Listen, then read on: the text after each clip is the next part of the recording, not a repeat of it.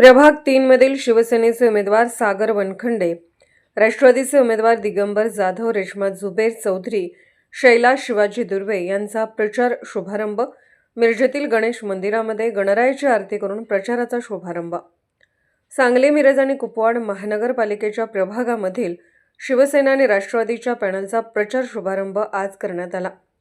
मिरजेतील गणेश मंदिरात गणरायाची आरती करून प्रचाराचा प्रारंभ करण्यात आला. छत्रपती शिवाजी महाराजांच्या पुतळ्यास पुष्पहार अर्पण करून अभिवादन करण्यात आले.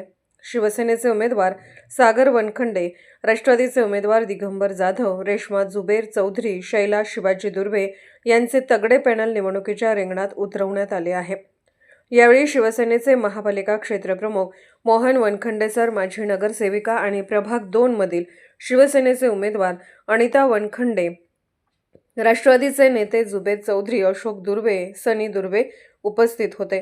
चर्चेत गुंतवून मित्रपक्षांना फसवण्याचा भाजपचा डाव होता, पण तो डाव पलटवून शिवसेना आणि राष्ट्रवादी यांचं तगडं पॅनेल प्रभाग 3 प्रमाणेच अन्य प्रभागात उभं करण्यात आलं आहे, अशी प्रतिक्रिया शिवसेना महापालिका क्षेत्र प्रमुख मोहन वनखंडे यांनी दिली आहे.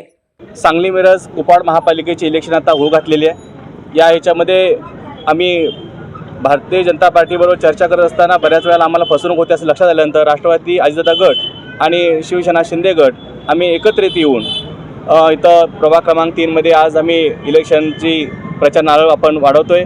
प्रभाग या 3मध्ये सागर वनखंडे, दिगंबर जाधव, आपल्या असणाऱ्या रेश्माताई चौधरी आणि शैलाताई दुर्वे असं तगडं पॅनल घेऊन आम्ही 3 माजी नगरसेवक आणि ज्यांच्या घरामध्ये 40 वर्षे नगरसेवक होतं असे चौधरी घराणं ते एकत्र येऊन आम्ही इथं निवडणुकीचा आज प्रचार शुभारंभ करतोय.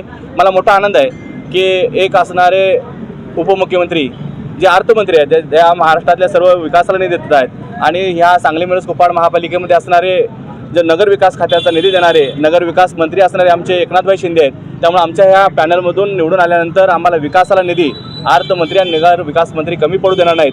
आमचं पॅनल या लोकांच्या जनतेच्या विकासासाठी, नगराच्या विकासासाठी काम करेल अशी मी ग्वाही देतो.